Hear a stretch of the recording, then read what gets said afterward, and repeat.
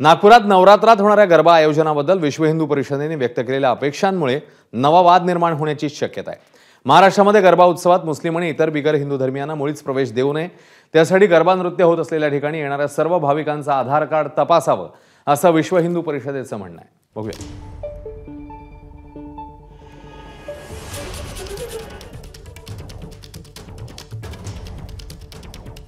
हिंदूंवरती जर काही अन्याय झाला आहे, अत्याचार झाला आहे आणि तिथे काही लोक बळी गेलेले आहेत, त्यांना श्रद्धांजली देणे हे राजकारण आहे का?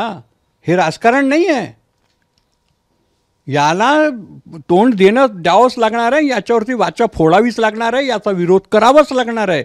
आणि म्हणून त्या गरबा केंद्रामध्ये अशा लोकांचा श्रद्धांजलीचा कार्यक्रम आणि बांगलादेशमध्ये जे काही झालं आहे त्याचा निषेध हा केलाच पाहिजे। एबीपी माझा, उघडा डोळे बघा नीट।